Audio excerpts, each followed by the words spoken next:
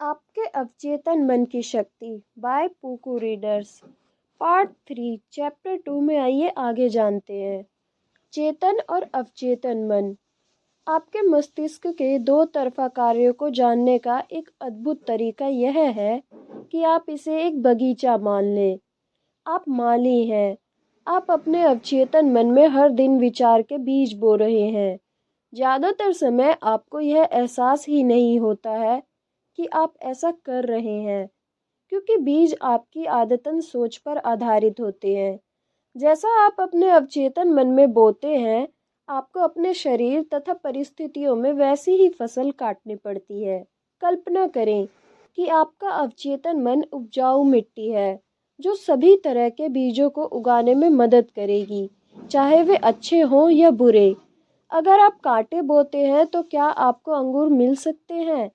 अगर आप कटीली झाड़ियाँ बोते हैं तो क्या आपको अंजीर की फसल मिल सकती है?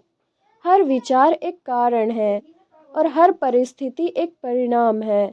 इसी वजह से यह अनिवार्य है कि आप अपने विचारों पर नियंत्रण करें। सिर्फ इसी तरह इच्छित परिस्थितियाँ मिल सकती है। इसी समय शांति, खुशी, सही कर्म, सद्भावना और समृद्धि के विचारों के बीज बोना शुरू कर दें। शांति और विश्वास से इन चीज़ों के बारे में सोचें। अपने अवचेतन तार्किक मन में इन्हीं पूरी तरह स्वीकार करें। इन अद्भुत विचार बीजों को अपने मस्तिष्क के बगीचे में बोते रहें। आपको बहुत बढ़िया फसल मिलेगी। जब आपका मस्तिष्क सही तरीके से सोचता है, जब आप सच्चाई समझ लेते हैं, जब आपके अवचेतन मन तक आपके विचार सृजनात्मक, सद्भावनापूर्ण और शांतिपूर्ण होते हैं, तो आपके अवचेतन मन की जादुई कार्यकारी शक्ति प्रतिक्रिया करेगी।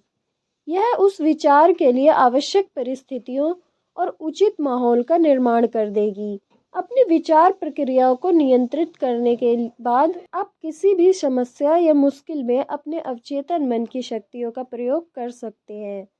वास्तव में आप जानबूझकर हुए उन असीमित शक्ति और अटूट नियमों के साथ सहयोग कर रहे हैं, जो सभी चीज़ों पर लागू होता है। अपने चारों तरफ देखें। आप चाहे जहाँ रहते हों, आपकी सामाजिक स्थिति चाहे जैसी हो, आप देखेंगे कि अधिकांश लोग बाहर की दुनिया में जीते हैं। बहरहाल ज़्यादा ज्ञानी लोग अपने अंदर की दुनिया में जीते हैं। उन्हें यह एहसास है, जो आपको भी होगा, कि अंदर की दुनिया से ही बाहर की दुनिया उत्पन्न होती है। आपके विचार, भावनाएं और सपने आपके अनुभव के जनक हैं। आंतरिक मन ही एकमात्र रचनात्मक शक्ति है।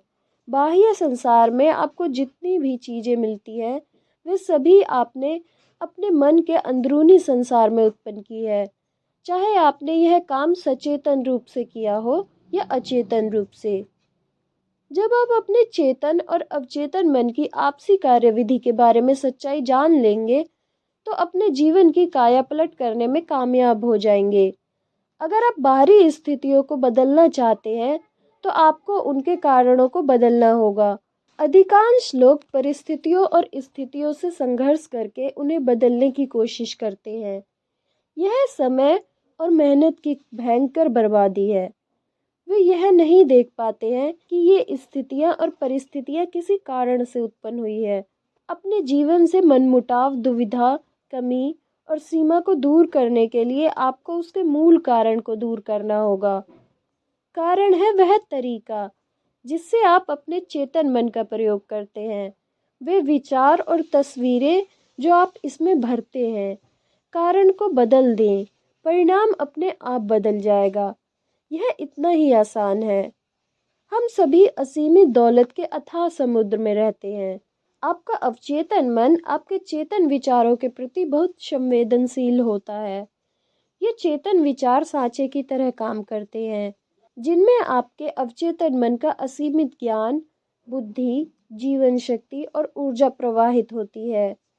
अगर आप सांचे को अधिक सकारात्मक बना दें, तो आपको इस असीमित ऊर्जा से अधिक लाभ हो सकता है। इस पुस्तक का हर अध्याय सच्चे और प्रासंगिक उदाहरण देकर बताता है कि आप अवचेतन मन के नियमों को किस तरह लागू कर सकते हैं। जब आप इन तकनीकों का प्रयोग करना सीख लेंगे, तो आप गरीबी के बजाय अमीरी, अंधविश्वास और अज्ञान के बजाय बुद्धिमानी, आंतरिक संघर्ष के बजाय शांति, असफलता के बजाय सफलता, दुख के बजाय खुशी, अंधकार के बजाय प्रकाश, मतभेद के बजाय सद्भाव, डर के बजाय आत्मविश्वास तथा आस्था का अनुभव करने लगेंगे। क्या इनसे अद्भुत वरदान हो सकता है? अधिकांश महान वैज्ञानिकों, कलाकारों, कवियों, गायकों, लेखकों और आविष्कारकों को चेतन तथा अवचेतन मन की कार्यविधि की गहरी समझ थी।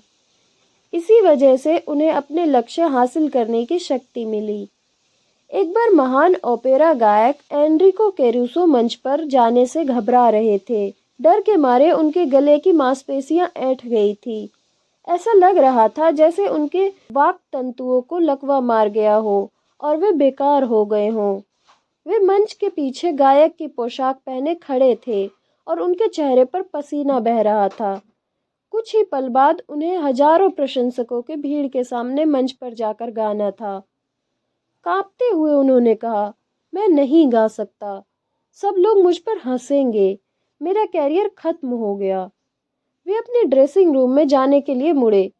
तभी अचानक वे रुककर चिल्लाए, छोटा मैं मेरे भीतर के बड़े मैं का गला दबाने की कोशिश कर रहा है। वे दोबारा मंच की ओर मुड़े और तनकर खड़े हो गए। उन्होंने छोटे मैं को आदेश दिया, बाहर निकल जाओ, बड़ा मैं गाना चाहता है। बड़ा मैं से कैरुसो का मतलब अपने अवचेतन मन की असीमित शक्ति और बुद्धि से था। वे चिल्लाने लगे, बाहर निकल जाओ, बाहर निकल जाओ, बड़ा मैं गाने वाला है। अवचेतन मन ने प्रतिक्रिया करते हुए उनके भीतर की असीमित शक्तियों को मुक्त कर दिया। समय आने पर वे मंच पर गए और उन्होंने शानदार तरीके से गाया, जिससे श्रोता मंत्रमुग्ध हो गए। आपने अब तक जो सीखा है उससे आप समझ सकते हैं कि कैरुसो मस्तिष्क के दो स्तरों को समझते थे, चेतन या तार्किक स्तर और अवचेतन या अतार्किक स्तर। आपका अवचेतन मन प्रतिक्रियाशील है।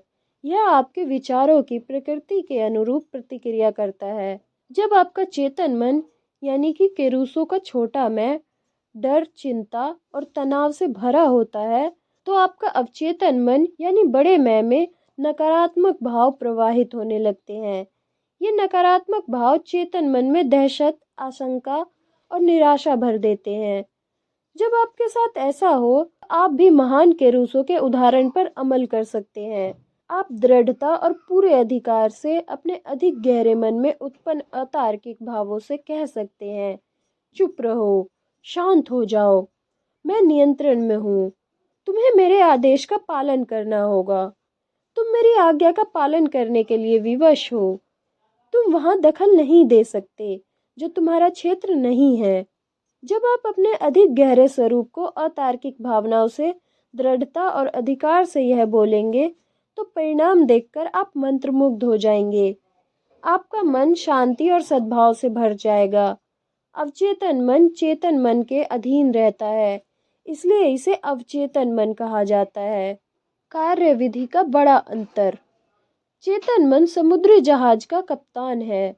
वह जहाज को दिशा देता है। वह इंजन रूम के लोगों को आदेश देता है, तभी वे बाइबल यंत्रों और बाकी उपकरणों को नियंत्रित करते हैं।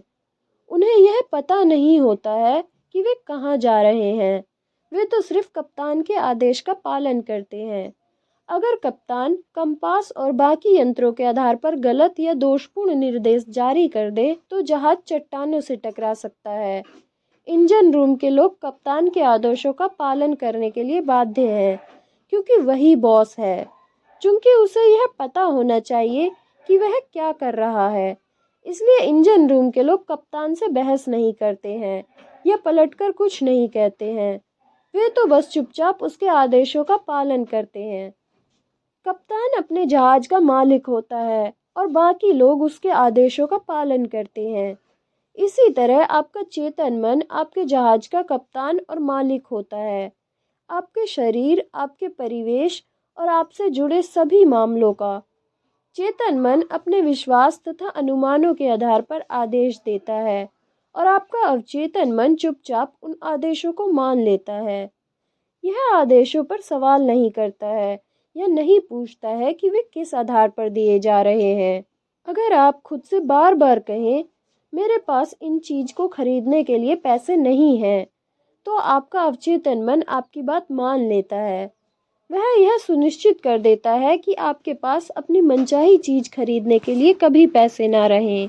जब तक आप यह कहते रहेंगे मेरे पास उस कार, छुट्टियों, उस घर के लिए पैसे नहीं हैं, तब तक आपका अवचेतन मन आपके आदेशों का पालन करता रहेगा। आप जीवन में इन चीजों को कभी नहीं खरीद पाएंगे। आप सोचेंगे कि ऐसा परिस्थितियों के कारण हुआ है। आपको यह लगेगा ही नहीं कि आपने अपने नकारात्मक विचारों से ये परिस्थितियां खुद निर्मित की है। पिछले क्रिसमस ईव पर नीना डब्ल्यू नाम की एक युवती, जो दक्षिणी कैलिफोर्निया यूनिवर्सिटी की छात्रा है, बिवर्ली हिल्स के एक बेहतरीन शॉपिंग इलाके से गुजर रही थी। उसके मन में उमंग थी। वह बफेलो, न्यूयॉर्क में अपने परिवार के साथ छुट्टियां मनाने जाने वाली थी। जब नीना एक दुकान के पास से गुजरी तो उसकी निगाह डिस्प्ले विंडो में रखे एक सुंदर स्पेनिश लेदर बैग पर पड़ी। उसने उसे हसरत से देखा, फिर कीमत देखते ही उसके मुंह से आह निकल गई। वह खुद से कहने वाली थी, मैं इतना महंगा बैग कभी नहीं खरीद पाऊंगी। तभी उसे मेरे लेक्चर का यह वाक्य याद आया, कभी भी किसी नकारात्मक वाक्य को पूरा मत करो, इसे तत्काल उलटकर सकारात्मक कर दो और आपके जीवन में चमत्कार हो जाएंगे। कांच के पार रखे बैग को घूरते हुए उसने कहा, यह बैग मेरा है, यह बिक्री के लिए है। मैं मानसिक रूप से स्वीकार करती हूँ कि यह मुझे मिलेगा और मेरा अवचेतन मन यह सुनिश्चित करेगा कि यह मुझे मिल जाए। उसी शाम को नीना अपने मंगेतर से डिनर पर मिली। वह रैपर में लिपटा एक सुंदर तोहफा लाया था। सांस रोककर नीना ने उसे खोला। वहां पर वही लेदर बैग था जिसे उसने उसी दोपहर को देखा था और अपना मान लिया था। उसने अपने मन को उम्मीद से भर लिया था। इस तरह उसने इस मामले को अधिक गहरे मन यानी अवचेतन मन में पहुंचा दिया था, जिसके पास उपलब्धियां की शक्ति है। बाद में नीना ने मुझे बताया, मेरे पास उस बैग को खरीदने लायक पैसे नहीं थे, लेकिन इसके बावजूद यह मुझे मिल गया। अब मैं जान चुकी हूँ कि मुझे धन और बाकी चाही गई चीजें कहाँ मिलेंगी। वे सब मुझे अपने भीतर के शाश्वत खजाने से मिलेंगी। उसके अवचेतन ने किस तरह प्रतिक्रिया की। कुछ महीने पहले मुझे रूथ ए नामक महिला का पत्र मिला, जिसने मेरे भाषण सुने थे। उसने लिखा था, मैं 75 साल की विधवा हूँ। मेरे बच्चे बड़े होने के बाद बाहर चले गए थे। मैं अकेली रह रही थी और सोशल सिक्योरिटी तथा थोड़ी सी पेंशन पर गुजारा कर रही थी। मेरा जीवन बहुत ही सूना और निराशाजनक था। फिर मुझे अवचेतन मन की शक्तियों पर आपका भाषण याद आया। आपने कहा था कि दोहराव, आस्था और उम्मीद के जरिए हम अपने विचार अवचेतन मन तक पहुंचा सकते हैं। क्या यह सच हो सकता है? मैंने आजमाने का फैसला किया। मेरे पास खोने के लिए कुछ नहीं था। मैं बार बार पूरी भावना से दोहराने लगी, कोई मुझे चाहता है, कोई मुझसे प्यार करता है, मैं शादीशुदा हूँ और मेरा पति दयालु, प्रेमपूर्ण तथा आध्यात्मिक मानसिकता वाला है। मैं सुरक्षित और सुखी हूँ। मैं लगभग 2 हफ्ते तक हर दिन यह बात कई बार दोहराती रही। एक दिन नुक्कड़ वाली दवाई की दुकान पर एक रिटायर्ड फार्मासिस्ट से मेरी मुलाकात हुई। वे दयालु, समझदार और बहुत धार्मिक थे। वे मेरी प्रार्थना का आदर्श जवाब थे। 1 हफ्ते के भीतर ही उन्होंने मेरे सामने शादी का प्रस्ताव रख दिया। इस समय हम यूरोप में हनीमून मना रहे हैं। मैं जानती हूँ कि मेरे अवचेतन मन की बुद्धिमत्ता ही हम दोनों को इतने करीब लाई थी। रूथ ने पाया कि खजाना उसी के भीतर था। उसकी प्रार्थना उसके दिल को सच्ची लगी और उसकी सकारात्मकता उसके अवचेतन मन में उतर गई, जो रचनात्मक साधन है। जिस पल उसने दृढ़ता से यह तस्वीर देखी थी, उसके अवचेतन मन ने आकर्षण के नियम द्वारा जवाब खोज लिया। बुद्धिमानी और समझदारी से भरा अवचेतन मन उसे और उसके नए पति को एक साथ ले आया। आप इस बारे में जरूर सोचें। जो भी चीजें सच्ची हैं, जो भी चीजें ईमानदार हैं, जो भी चीजें न्यायपूर्ण हैं, जो भी चीजें शुद्ध हैं, जो भी चीजें प्यारी हैं, जो भी चीजें अच्छी हैं, अगर कोई आस्था है और अगर कोई प्रशंसा है, तो इन चीजों के बारे में सोचें। याद रखने लायक विचार। नंबर 1, खजाना आपके भीतर है। अपनी दिली इच्छा का जवाब भीतर खोजें। नंबर 2, सभी युगों के महान व्यक्तियों का महान रहस्य यह था कि उनमें अपने अवचेतन मन की शक्तियों से संपर्क करने और उन्हें मुक्त करने की प्रतिभा थी। आप भी ऐसा ही कर सकते हैं। नंबर 3, आपके अवचेतन मन के पास सभी समस्याओं के जवाब हैं। अगर आप सोने से पहले अवचेतन मन से कहें, मैं सुबह 6 बजे उठना चाहता हूँ, तो यह आपको ठीक उसी समय जगा देगा। नंबर 4, आपका अवचेतन मन आपके शरीर का निर्माता है और आपका उपचार कर सकता है। हर रात आदर्श सेहत के साथ सोने जाएं और आपका वफादार सेवक यानी अवचेतन मन आपके आदेश का पालन करेगा। नंबर 5, हर विचार एक कारण है और हर परिस्थिति एक परिणाम है। नंबर 6, अगर आप पुस्तक लिखना चाहते हैं, बढ़िया नाटक लिखना चाहते हैं, अपने श्रोताओं के सामने बेहतर भाषण देना चाहते हैं, तो यह विचार भावना और प्रेम के साथ अपने अवचेतन मन तक पहुंचा दे। वह इस पर इसी अनुरूप प्रतिक्रिया करेगा। नंबर 7, आप जहाज के कप्तान की तरह हैं। आपको सही निर्देश देने होंगे, वरना जहाज दुर्घटनाग्रस्त हो जाएगा। इसी तरह से आपको अपने अवचेतन मन को सही आदेश यानी विचार और तस्वीरें देने होंगे, जो आपके सभी अनुभवों को नियंत्रित करता है। नंबर 8, इस तरह के वाक्यों का प्रयोग कभी ना करें। मेरे पास इसके लिए पैसे नहीं हैं या मैं यह काम नहीं कर सकता। आप जो सोचते हैं, आपका अवचेतन मन उसी बात को सच मान लेता है। वह यह सुनिश्चित करता है कि आपके पास कभी पैसे न रहें या वह काम करने की दक्षता न रहे जो आप करना चाहते हैं। इसके बजाय दृढ़ता से कहें, मैं अपने अवचेतन मन की शक्ति से सारे काम कर सकता हूँ। नंबर 9, जीवन का नियम विश्वास का नियम है। विश्वास आपके मस्तिष्क का एक विचार है। उन चीजों में विश्वास ना करें जो आपको नुकसान या चोट पहुंचाए। अपने अवचेतन की शक्तियों में विश्वास करें। यह विश्वास रखें कि वे आपका उपचार करेंगी, प्रेरित करेंगी, शक्तिशाली और समृद्ध बनाएंगी। आपके विश्वास के अनुरूप ही आपको मिलेगा। नंबर 10, अपने विचारों को बदल ले। आपकी तकदीर खुद ब खुद बदल जाएगी। इस पार्ट में इतना ही। आगे जानने के लिए चैनल के साथ बने रहे। चैनल पर हर रोज शाम 5 बजे तक नेक्स्ट पार्ट की वीडियो अपलोड होती है।